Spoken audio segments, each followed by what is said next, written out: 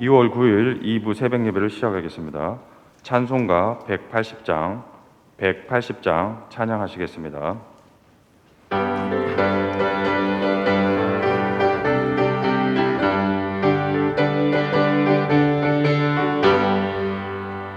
하나님의 나팔 소리 천지 진동할 때 예수 영광 중에 구름 타시고 천사들의 세계 만국 모든 곳에 보내고 구원받은 성도들을 모으리.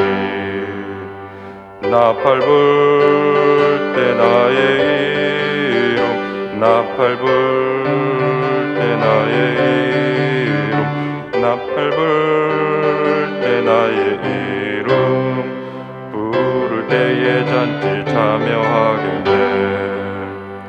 무덤 속에 잠자던 자 그때 다시고 영화로운 부활 승리 얻으리. 주가 택한 모든 성도 구름 타고 올라가 공중에서 주의 얼굴 배우리. 나팔 불 때 나의 이름 나팔 불 때 나의 이름 나팔 불 때 나의 이름 부를 때에 잔치 참여하겠네. 주님 다시 오실 날은 우리 알 수 없으니 항상 기도하고 깨어 있어서 기쁨으로 보좌 앞에 우리 나가서도 그때까지 참고 기다리겠네. 나팔 불 때 나의 이름 나팔 불 때 나의 이름 나팔 불 때 나의 이름 부를 때에 잔치 참여하겠네. 찬송가 405장 찬양하겠습니다.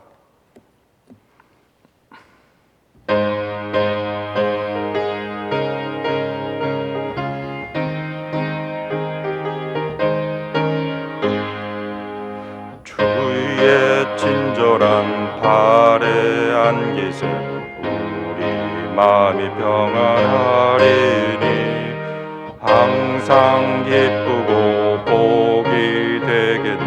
영원하신 팔에 안기세 주의 팔에 크신 팔에 안기세 주의 팔에 영원하신 팔에 안기세. 날이 갈수록 주의 사랑이 두루 광명하게 비추고 천성 가는 길 편히 가리니 영원하신 팔에 안기세 주의 팔에 크신 팔에 안기세 주의 팔에 영원하신 팔에 안기세. 주의 보좌로 나아갈 때에 기뻐 찬미 소리 외치고 겁과 두려움 없어지리니 영원하신 팔에 안기세 주의 팔에 크신 팔에 안기세 주의 팔에 영원하신 팔에 안기세. 사도신경으로 신앙 고백하시겠습니다. 나는 전능하신 아버지 하나님 천지의 창조주를 믿습니다.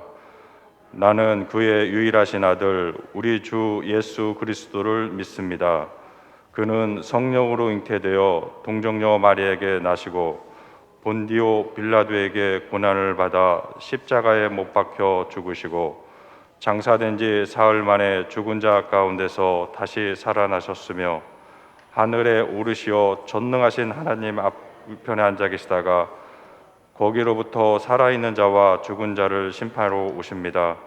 나는 성령을 믿으며 거룩한 공교회와 성도의 교제와 죄를 용서받는 것과 몸의 부활과 영생을 믿습니다. 아멘. 한상국 목사님 말씀 전해 주시겠습니다. 이 아침에 함께 보실 하나님 말씀 누가복음 12장 41절에서 48절 말씀입니다.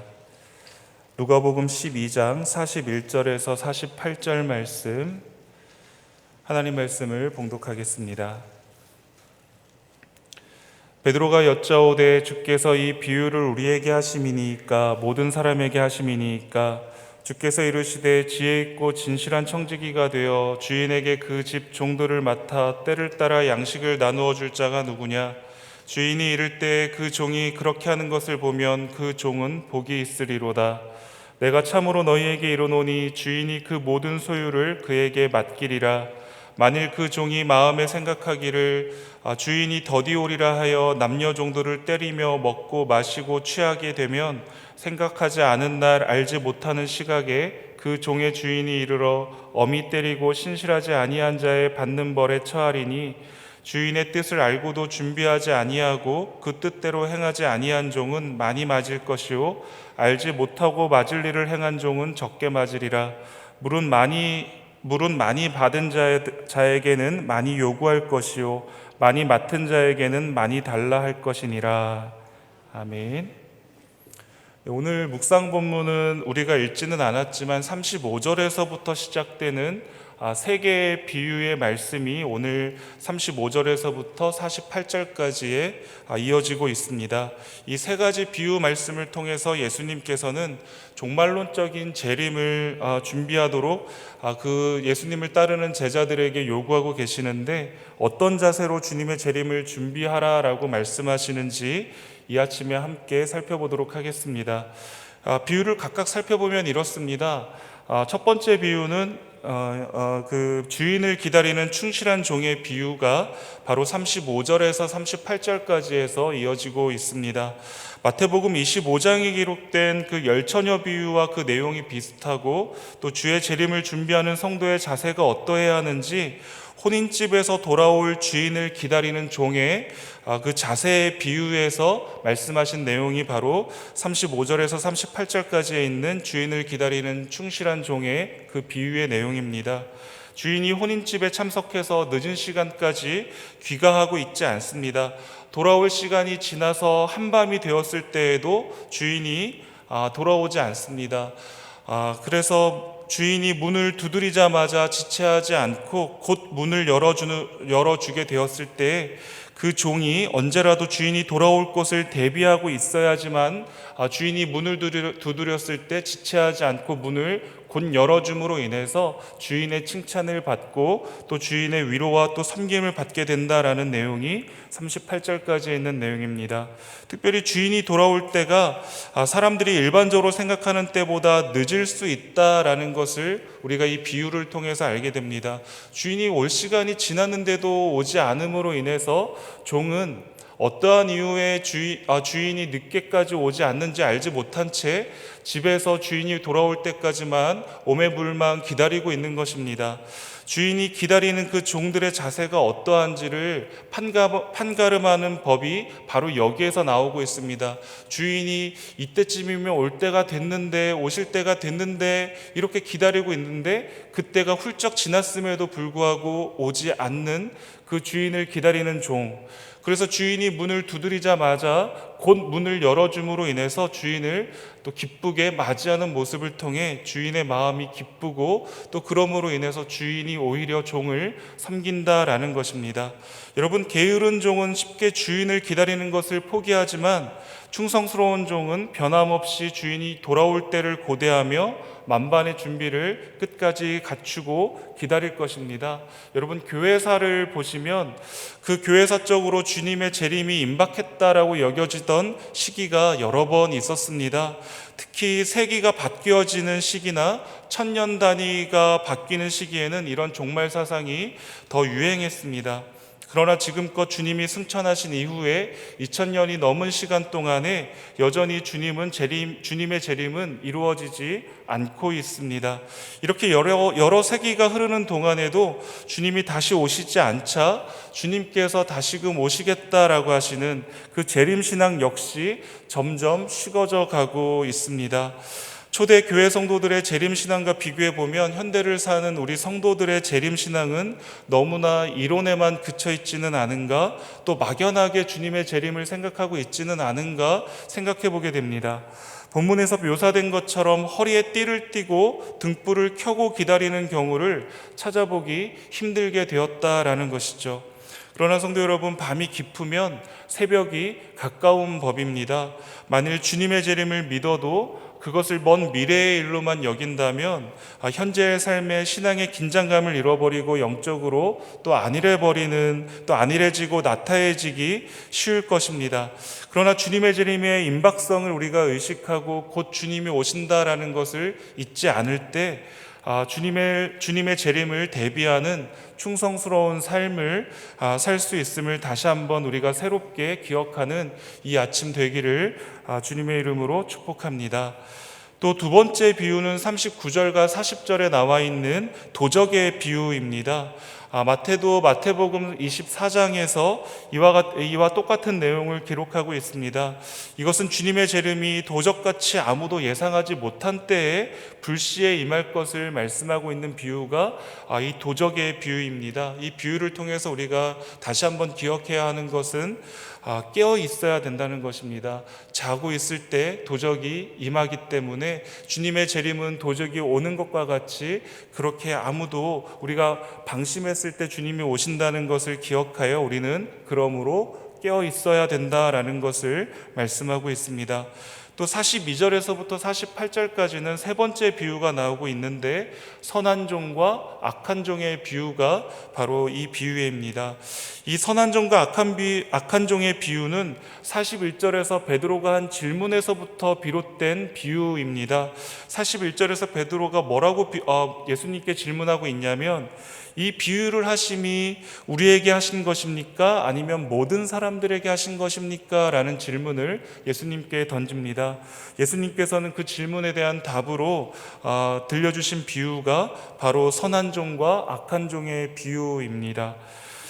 주인이 집 관리를 맡은 청지기 비유가 바로 이 내용입니다. 여기에서 42절에서 46절까지에 있는 내용은 마태복음 24장에 있는 내용과 거의 동일합니다. 그런데 47절과 48절은 이어서 나오는 내용인데 누가복음에만 기록되어져 있는 독특한 특별한 내용이 바로 47절과 48절에 있는 내용입니다. 여러분, 47절과 48절에 있는 내용을 한번 같이 읽어보겠습니다.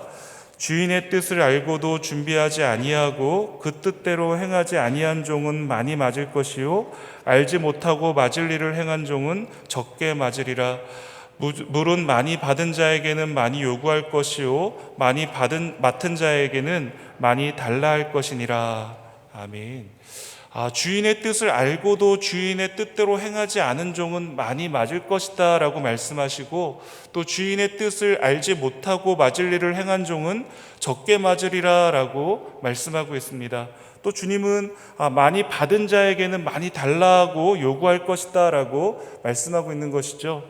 여러분, 결국 이 본문이 강조하고 있는 것은 우리가 주님께로부터 받은 그 특권이 크면 클수록 그에 따르는 책임과 의무 또한 크다라는 것을 우리에게 말씀하시고 있는 겁니다.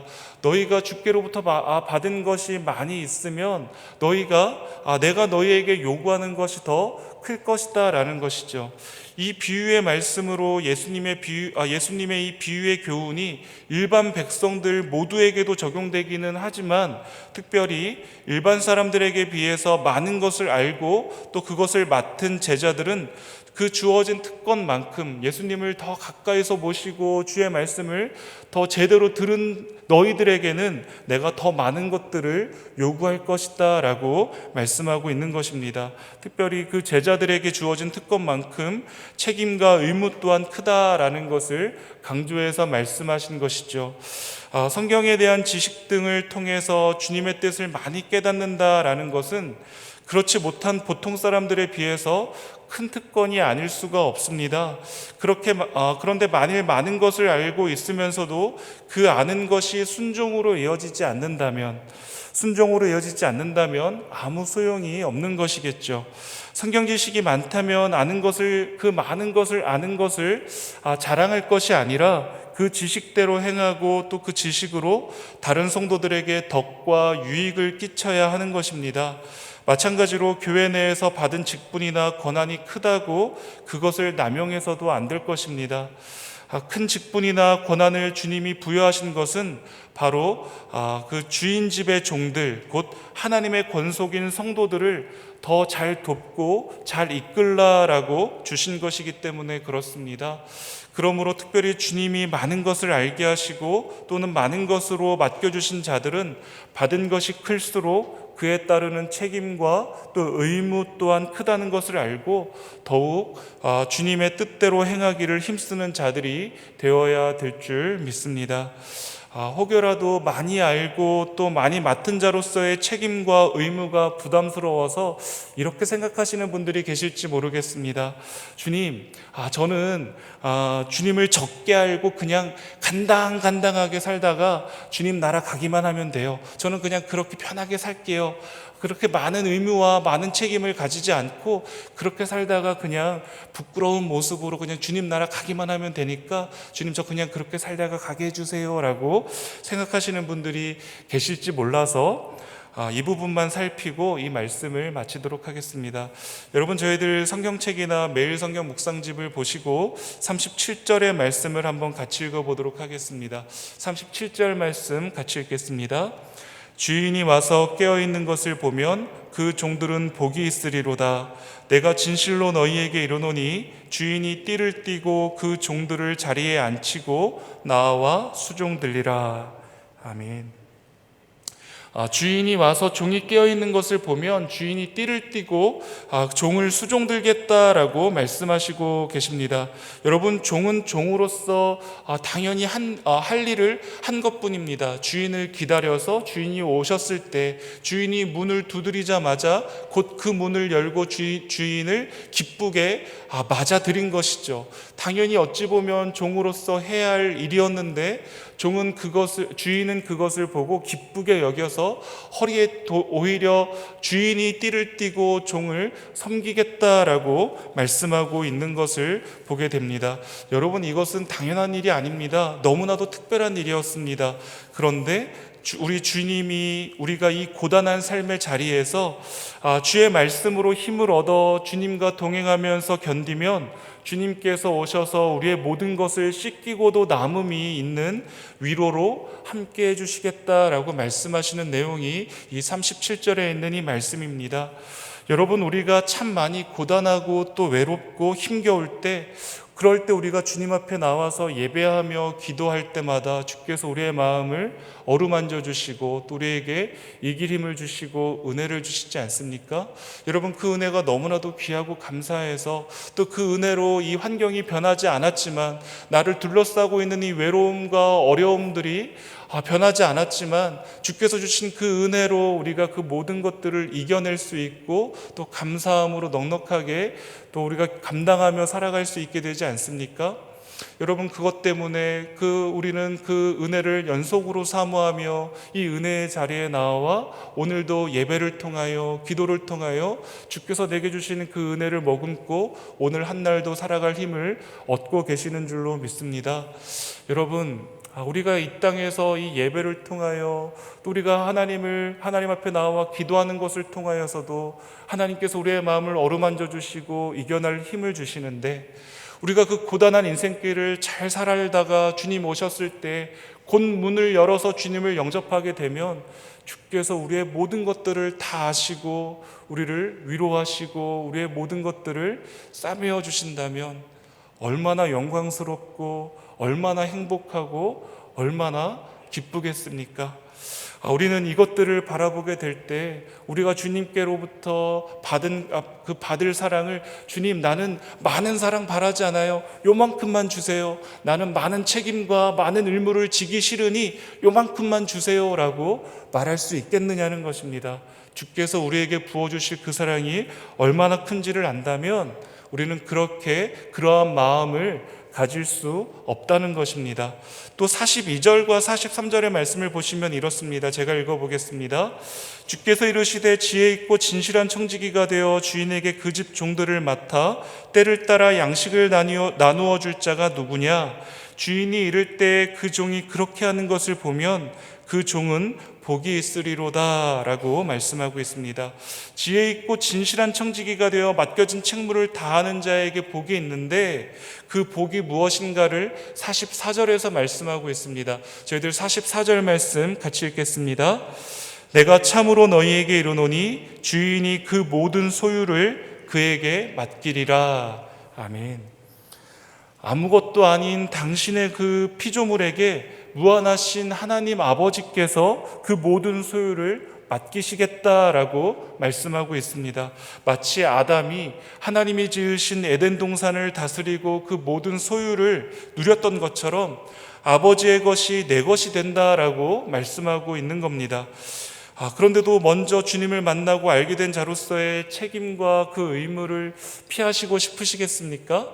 그렇지 않죠. 주님께서 그 모든 소유를 잘 견딘 자에게 맡기시겠다라고 말씀하시는데, 지혜 있고 진실한 종으로서 이 땅을 산 자들에게 그 모든 소유를 다 맡기시겠다라고 말씀하시는데, 그 받을 벌이 두려워서 주님 저는 그 모든 것들 감당하기 싫습니다라고 말하는 그 어리석은 자가 우리 가운데 있겠냐는 겁니다. 그럴 수 없습니다. 주께서 우리에게 맡기실 것들은 우리가 감히 헤아릴 수도 없는 그 모든 소유의 것들을 우리에게 주시겠다라고 말씀하시는데, 어찌 그것을 거부하며 주님 저는 그거 받지 않을래요 라고 말한다면 그것만큼 어리석은 자는 없다는 것입니다.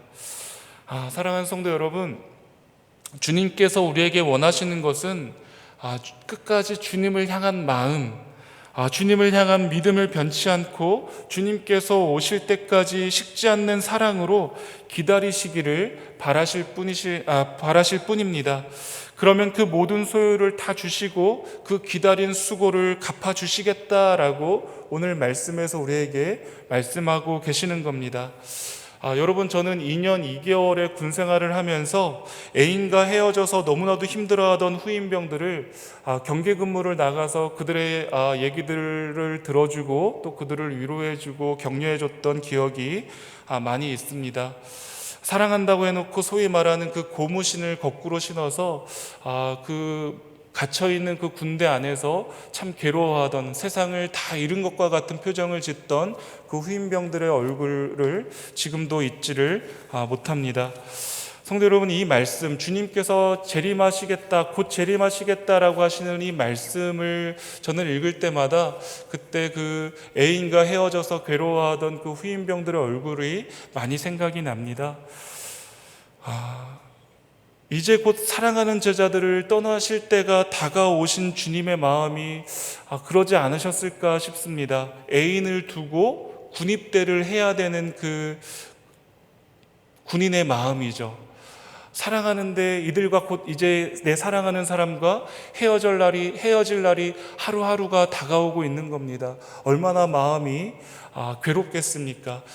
기다리겠다고 말은 하는데, 너가 제대할 때까지 내가 기다릴게 라고 말은 하는데, 주변에서 헤어진 사람들의 이야기를 너무나도 많이 들으니 그 마음이 온전히 놓여지지가 않는 겁니다. 믿음은 있는데, 이 사람이 날 기다려줄 거라는 믿음은 있는데 그렇지 않으면 어떻게 할까 하는 그 노심초사하는 마음, 주님이 승천하실 날을 앞두고, 주님이 십자가에 못 박혀 죽으신 후에 부활하셔서 승천하실 날들을 앞두고 주님의 마음이 그러지 않으셨을까 싶습니다.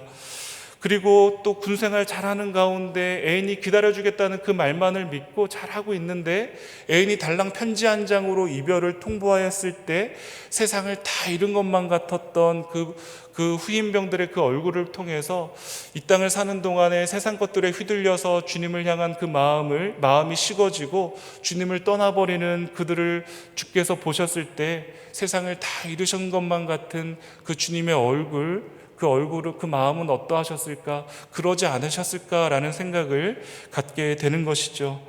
여러분, 우리 주님의 마음은 이보다 더 괴롭고 무너지지 않으셨겠습니까? 사랑하는 성도 여러분, 우리는 여전히 주님이 언제 오실지 알 수가 없습니다. 곧 오실 것 같고 빨리 오셨으면 좋겠는데, 성도 여러분, 우리 주님이 오실 동안 지혜 있고 진실한 청지기로서 이 땅을 살기로 다짐하는 이 아침이 되셨으면 좋겠습니다. 그래서 주님을 향한 우리의 사랑이 입으로만의 사랑이 아니라 충성스러움으로 또 진실함으로 증명할 수 있는 사랑이 되었으면 좋겠습니다. 오늘 한날을 사시는 동안에 우리가 입술로 주님을 사랑한다고 이 아침에 고백하신다면 진실함과 충성스러움으로 이 한날을 사시는 동안에 주님을 향한 사랑이 내 사랑이 이렇습니다 라고 주님 앞에 보여드릴 수 있는 신실하고도 복된 한날 되시기를 주님의 이름으로 축복합니다. 이 시간 다 같이 말씀을 붙들고 함께 기도하도록 하겠습니다. 주님이 언제 오실지 알지 못하지만 깨어있는 신앙 되게 해달라고, 또 주님 앞에 충성스럽고 진실한 종이 되어서 주님 앞에 칭찬받는 종이 되어질 수 있도록 위해서 기도해 주시기를 부탁드립니다. 우리 담임 목사님을 위해서 기도해 주실 때 또 한 주간의 모든 사역들 가운데 지혜와 은혜로 충만케 하시는 한 주간의 사역이 되어질 수 있도록, 우리 목사님 되어질 수 있도록 위해서 기도해 주시면 감사하겠습니다. 또 교회를 위하여 기도해 주실 때 우리 교회 학교를 위해서 계속해서 기도해 주시고, 또 이번 설 연휴가 있습니다. 설 연휴가 안에 또 외로워 있는 우리의 주변의 성도들 없도록 주께서 위로해 주시고, 또 우리의 주변에 눈을 들어서 함께 할 수 있는 넉넉한 마음 달라고 위해서 기도해 주시면 감사하겠습니다. 이 나라와 민족을 위해서, 또 우리 선교사님들과 또 우리 환우들을 위해서, 특별히 권수민 형제를 위해서 함께 또 개인의 기도의 제목을 붙들고 함께 기도하고 돌아가도록 하겠습니다. 함께 기도하겠습니다. 하나님 아버지 감사합니다. 하나님 깨어있어야 함을 오늘도 말씀하여 주시니 감사합니다.